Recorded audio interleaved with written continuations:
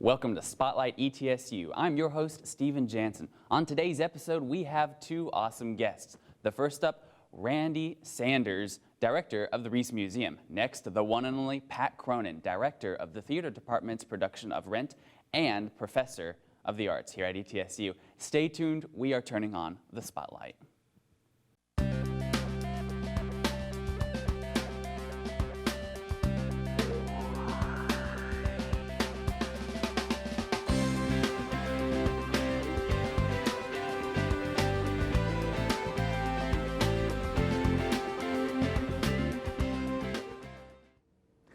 Hey, we're here at Spotlight ETSU with Randy Sanders, director of the Reef Museum, which is here on campus near the library. So, Randy, actually, tell us a little bit about yourself. You know, who is Randy Sanders? Who is Randy Sanders? Yeah, where do you come from? What's your background? You know, what led you to your position today? I was born in Johnson City. Okay. But I left East Tennessee when I was in first grade. My dad went back into the service, into the Army, and so over the next 12 years, I went to 13 different schools. So we moved a lot during that time. I started my college at the University of Miami in Florida, and in my junior year, transferred to ETSU. I got a degree in graphic design, married, and my wife and I moved to Richmond, Virginia, and then moved back to Tennessee. And a bit unorthodox, but I always felt like an artist needed to spend at least 1 year in New York City. You know, so I moved there with the idea of staying for 1 year. And during that time, 1 year turned into 2, and 2 turned into 3, and I kept saying, move to New York, and my wife at the time kept saying, move back to Tennessee. So eventually I did move back to Tennessee, and we started a family. I have one daughter who is at ETSU in her senior year. But when I moved back, I went to work in Jonesboro for an organization that was just being created called the Heritage Alliance. And a part of the Heritage Alliance is a museum. Okay. So I had worked at a gallery in New York, and then I came to ETSU to work in the Center for Appalachian Studies and Services as the managing editor of a magazine called Now and Then, the Appalachian Magazine. Right, I've heard of it, yeah. And that's what brought me to ETSU. But in 2013, the then director of the Reef Museum took another position and left the university, and I was asked to step in for 6 months while they did a search for a new director. And then I was asked to stay for a year. And New York all over again, right? Right. And then earlier this year, I was made the director of the museum. Okay, well, very cool. So, yeah, I guess all of that with New York and moving around a lot and leading to your experience in, you know, the museum in, did you say it was Greenville? In Jonesboro. Jonesboro, I apologize. So that gave you the experience, basically, that kind of brought you to the Reef Museum. So when they needed somebody, you were like, hey, I'm here. Yeah, okay. Very cool. So, you know, could you sum up, what is the goal of the Reef Museum? You know, why is it here? What does it achieve, or what does it aim to achieve whenever it brings in a new exhibit or a new educational program? What does it try to do? I think the history of the Reef Museum, and in fact, on October 10th of this year, we finished our 50th year. You know, the museum was founded in its current location and under its current name on October 10th, 1965. It has a much longer history, though, doesn't it, overall? Oh, it does. You know, in the late 1920s, a history professor started a museum as a class project. And then in the 1960s, you know, in 1965, shortly after that, with the establishment of the B. Carroll Reef Museum, some of the collection from the Department of Art, you know, became part of the Reece collection. So it's really an art and history museum. Right. And we try to find a balance, you know, between those two things. In addition to, you know, to that, you know, we've done outreach programs. You know, yesterday there was a school group of, you know, 30-some children in, so we do that sort of thing. Last year we had probably 50-some undergraduate students in the Department of History who put on, you know, who curated mini exhibits, you know, in one of our hallways. So we're always looking for ways to engage, you know, students and the community. Okay.